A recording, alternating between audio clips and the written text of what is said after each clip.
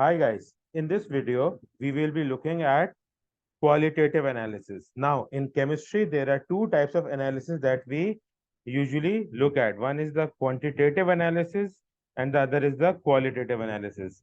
In quantitative analysis, we know the substance that has been provided to us, but we need to perform calculations to find out its mass, its moles, its volume, and other calculation. That is quantitative analysis.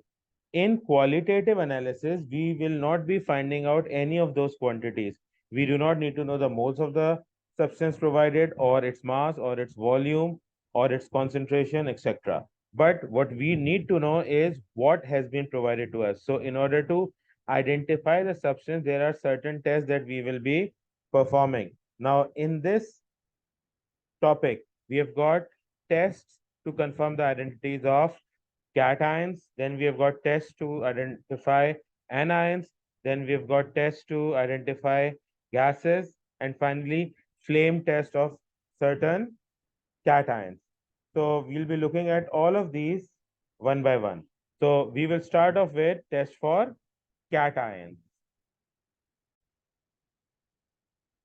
In order to test for cations, we need to know that there are two reagents that we will be using. One is sodium hydroxide aqueous, and the other is aqueous ammonia. So first off, let's look at the use of sodium hydroxide. Okay, so when we add sodium hydroxide, we need to add it twice. For the first time, we would add sodium hydroxide in a dropwise quantity. That means we will add a few drops of sodium hydroxide. And after that, after noting the results of addition of sodium hydroxide dropwise, then we will use sodium hydroxide in excess and see if there is any change in the result that we had obtained.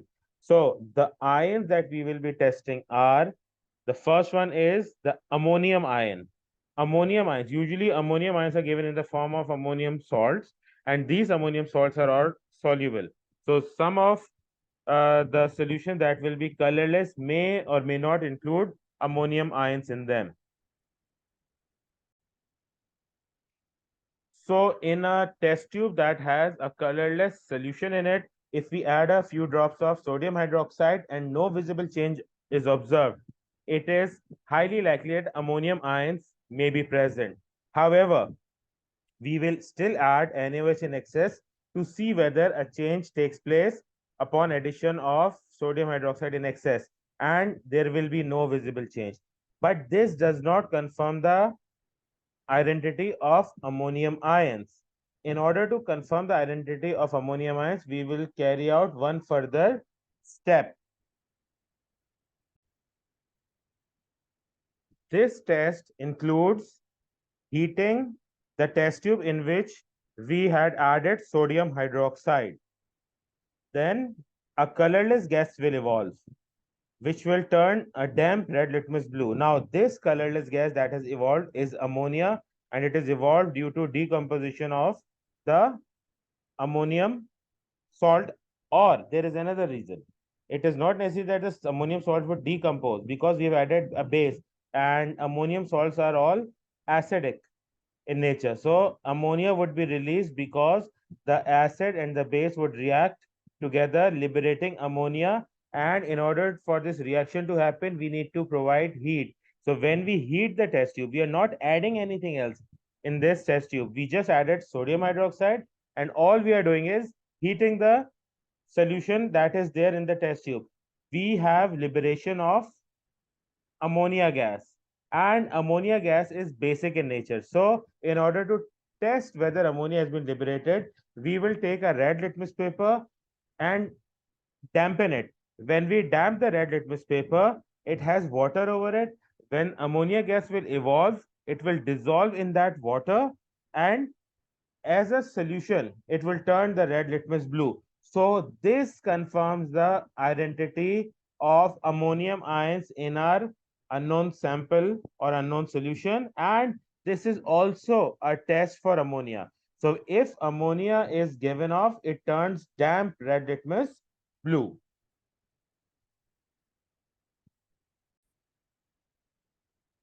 The next cation that we would be testing is Al3 positive ion. Al3 positive or aluminum ions.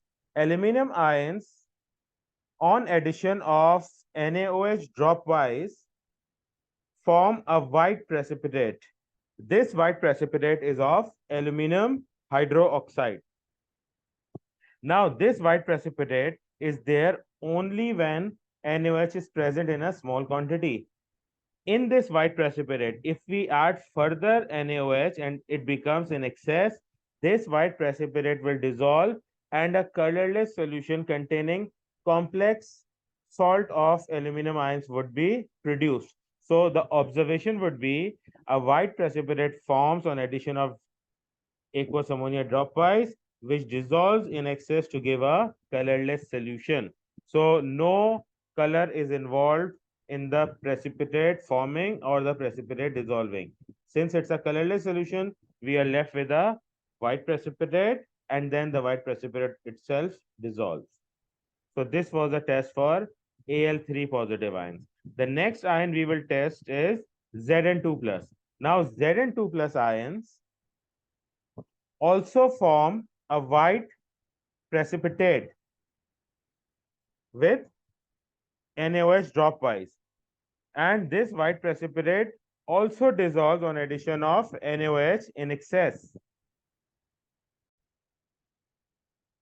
So now we have two different ions giving the exact same observation with NaOH dropwise and in excess, which means this reagent is not sufficient to distinguish between the presence of Al3 positive ions and Zn2 positive ions. And this is the need for the use of ammonia as an identifying agent as well. So we will look at ammonia when we go to it. So right now for aluminum and zinc, we've got the same test that we obtain a white precipitate on addition of sodium hydroxide dropwise, which dissolve in excess of sodium hydroxide, forming a soluble complex salt, and the color of the precipitate disappears, leaving a colorless solution. Moving on, calcium. Calcium also gives a white precipitate with NaOH dropwise, and in NaOH in excess, the precipitate is insoluble. So this distinguishes calcium ion from zinc and aluminum ions because calcium ions do not dissolve on addition of excess NaOH, the precipitate remains. So calcium can be distinguished from aluminum and zinc upon addition of NaOH dropwise and then in excess. So this has completed the 4 cations that we have that do not show any color itself or in the test result that produces the precipitate. These are the 4 colorless ions. Now we will move on to the ones that show color themselves as well as during the tests that have been performed. So we are done with the 4 colorless ions, and do remember presence of colorless ions indicate the absence of transition metal ions. Here we have colored ions, and in colored ions we have transition metal ions present. So let's look at chromium. Chromium Cr3 positive itself gives a blue or a blue-green colored solution, and when you add aqueous NaOH dropwise, it forms a green or slightly gray-green precipitate. The color here is an indication of what you might expect. This is not the actual color. The actual color is quite different from the shade of green shown in this table. However, when you add ammonia in excess, not ammonia, sorry, when you add NaOH in excess, we are not doing ammonia right now. When you add NaOH in excess, we have this green precipitate dissolving and formation of a green solution. How do you differentiate between a colored solution and a colored precipitate? You just lift your test tube and in front of a light source like a tube light or something. If you see particles floating around in solution, that means it is a precipitate that is giving the color, or the solution may be colored along with the color of the precipitate. It could be either way. But if you have a colored solution, like in the case of chromium ions in excess of NaOH. It will be a green colored solution. There will be no particles observed within the test tube. So this actually confirms the presence of chromium ions, because there is another ion that will give us a green precipitate, but it will not give us a green solution. And that ion is Fe2 positive, iron 2 positive ion. Iron 2 positive ion gives us a green precipitate, which appears like it's also called a dirty green color, but it's more of the color of algae colored precipitate. It's a dark black green mixture, but it's a precipitate of Fe2 positive ions, and that precipitate is of iron hydroxide, FeOH twice to be very specific. So now, iron hydroxide, when it forms in solution, does not dissolve on addition of excess NaOH. So Fe2 plus ions give a green precipitate on addition of NaOH dropwise, and the green precipitate remains. It does not dissolve on addition of excess NaOH. So to differentiate between Fe2 plus and Cr3 positive, we add NaOH in excess. Chromium will have a green solution forming, iron will have a green precipitate remaining. The next ion we will be testing is Fe3 positive ion. Now Fe3 positive ion is another ion of iron. Since iron is a transition metal, it has variable oxidation states, and out of those variable oxidation states, we are testing for Fe2 positive and Fe3 positive. Now the results are the same as Fe2 positive, meaning a precipitate forms an addition of NaOH dropwise, and the precipitate does not dissolve in excess. The result is the same, but the color of the precipitate is different. The color of Fe3 plus ions forming a precipitate with sodium hydroxide, which is FeOH thrice, iron 3 hydroxide. The color is red brown, not green. And the red brown color is there when you add NaOH in excess as well. So iron 2 and iron 3 both give a precipitate. Iron 2 gives a green colored precipitate. Iron 3 gives a red brown precipitate.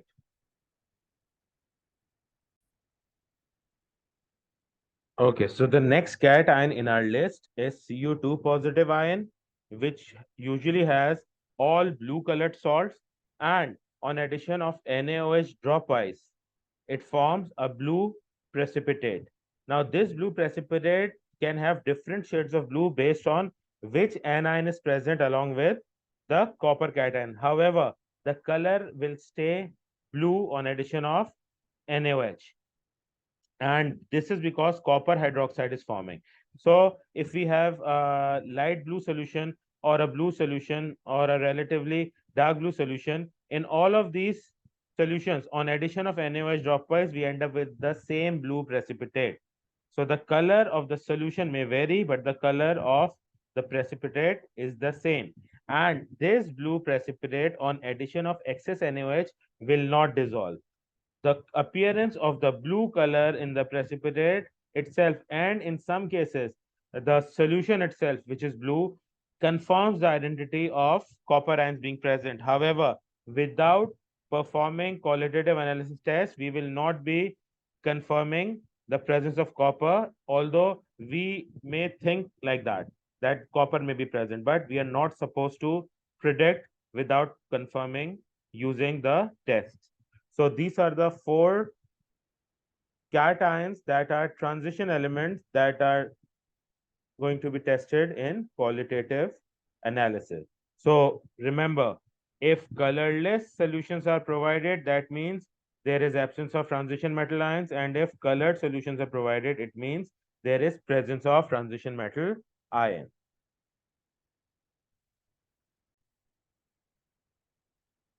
Okay, now continuing with the test for cations, we are switching our solutions from sodium hydroxide to ammonia. Okay, ammonia is a weak base, sodium hydroxide is a strong base. So the results that we obtain with ammonia may or may not be the same as that we obtained with NaOH. However, if the precipitate is formed, there is no difference in the color of the precipitate formed. As in, the color that we obtained with NaOH, a similar color will be obtained with ammonia. However, there may be a slight difference in the shade of the color form because of the difference in the solution used. So we should not worry about this. We should just remember the color changes that take place when a precipitate forms and in excess if the precipitate dissolves. So the first ion here is ammonia. Now in ammonium ion, in ammonium ion, we do not add ammonia and test for the presence of ammonium ion because ammonium ions are made of ammonia. But when we are provided with a colorless solution and we are unaware of the presence of ammonium ion, then we will be performing this test. If we were aware of the fact that ammonium ions are present, then this test is completely useless. But if we are not aware of what is provided in the solution, we will be carrying out this test and we will be writing no visible change observed on addition of aqueous ammonia dropwise and on addition of aqueous ammonia in excess, because addition of ammonia in an ammonium salt will not give us any result. Okay, so the next ion that we are testing is aluminum. Now with NaOH, we got a white precipitate and that white precipitate dissolved in excess. With ammonia, we get a white precipitate and the white precipitate remains insoluble. And now this is how you differentiate between ammonia and zinc, because when you have the zinc ions, the white precipitate dissolves in excess of NaOH similar to aluminum, but in aqueous ammonia, a white precipitate forms for zinc and it dissolves in excess of ammonia as well. So zinc has the white precipitate dissolving with both the reagents used to test for cations, whereas aluminum only has it dissolving in NaOH and not dissolving in ammonia. So that is how you test and differentiate between Al3 positive and Zn2 positive ions. Now, calcium. Calcium has already been differentiated from aluminum and zinc because it forms a white precipitate with sodium hydroxide and the white precipitate does not dissolve. With ammonia, I have written here white precipitate forms, but this is the case that you will see rarely, because this is only possible, the formation of white precipitate, when the calcium ions are in a higher concentration in the solution given. So very rarely a very slight white precipitate forms. Slight white precipitate forms rarely, and in most of the cases, which is a common situation, you do not see precipitate forming in the presence of ammonia. And in case you do get the precipitate will not dissolve in excess of ammonia, but you don't get to see a precipitate forming with ammonia for calcium ions in general. So once again, we have covered the 4 cations that are not transition metals. Now we move on to the transition metal cation.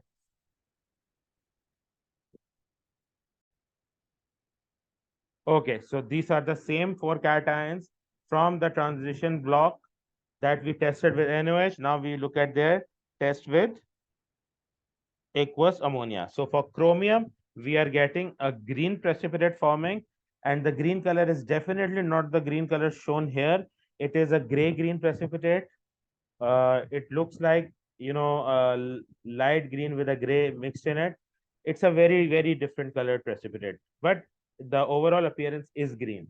So it's a green precipitate that forms on addition of aqueous ammonia, and this precipitate does not dissolve in excess. So for chromium, the precipitate formed with NaOH dissolves in excess, giving a green solution, and with ammonia, the precipitate is insoluble in excess. With iron too, we get almost the same colored precipitate as we got with NaOH, which was green, similar to the color of algae, or it's called dirty green. So we end up with a green precipitate which is insoluble in excess of NaOH, and we get a green precipitate with ammonia which is insoluble in excess of ammonia. Similar result is also observed with Fe3 positive ions. The color is the same as that with NaOH, red brown. We end up with a red brown precipitate on addition of dilute NaOH and addition of dilute ammonia, and the precipitate does not dissolve in excess of NaOH, as well as the precipitate does not dissolve in excess of ammonia. So same colored precipitate with both reagents. With copper, the test is different. We get a blue colored precipitate forming on addition of NaOH and it does not dissolve in excess. However, on addition of aqueous ammonia dropwise, we get a blue precipitate and we add ammonia in excess, we end up with a deep blue or a dark blue solution. It's more like royal blue. It looks like ink. The blue ink, if you place some of that ink in water, it is a dark blue appearance of the solution. You can also call it deep blue. And this solution does not have any precipitate in it, which can be checked by passing light through the solution, and you will not observe any particles floating in the liquid. So copper has a different test with ammonia as compared to its test with NaOH.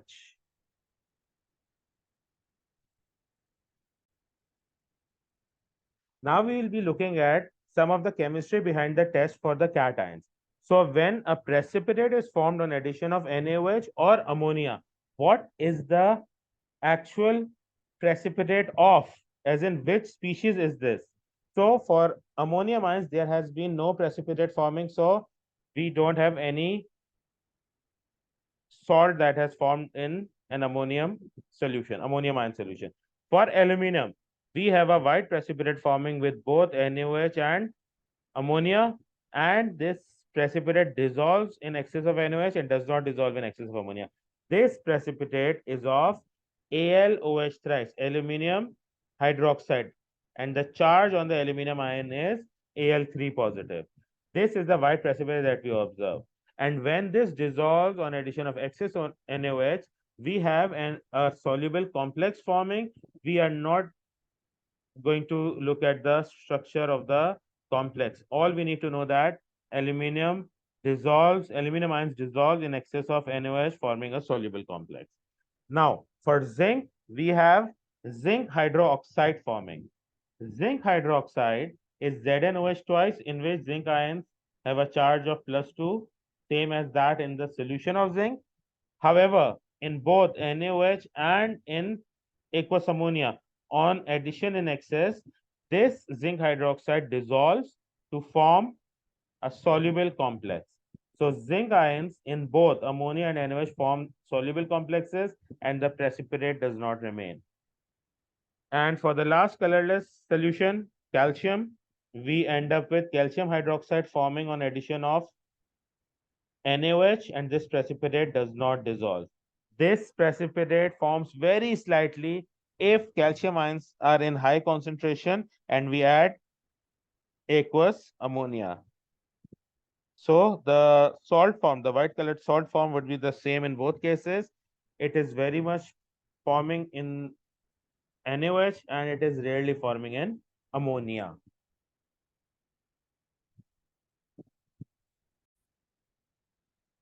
So with the transition metal ions, we have a precipitate forming in each case. So the precipitate that forms with chromium is called chromium hydroxide, and this chromium hydroxide is the reason for the gray-green appearance in the test tube upon addition of NaOH and also upon addition of ammonia. However, excess NaOH results in this precipitate dissolving and forming a soluble complex, while excess of aqueous ammonia will not result in the precipitate dissolving and chromium hydroxide will remain as a precipitate in our test tube. With iron 2, whether we have NaOH or ammonia added dropwise or in excess, we end up with a green precipitate of iron 2 hydroxide in which Fe has a 2 positive charge. So there are 2 hydroxide ions attached to it. And this precipitate is not soluble either in excess NaOH or in excess ammonia. This holds true for Fe3 plus as well. However, the precipitate formed is of a different hydroxide of iron, which is iron 3 hydroxide, in which there are 3 hydroxide ions attached to the Fe3 positive ion, and the color of this precipitate is red brown. And finally, with copper, we have copper hydroxide forming upon addition of dilute NaOH and dilute ammonia dropwise. However, in excess of NaOH, Copper hydroxide does not dissolve but remain as a blue precipitate, whereas in excess of ammonia, this precipitate is soluble. It dissolves to form a soluble complex. So this was the chemistry behind the test for cations and the salts that are formed upon addition of NaOH and ammonia.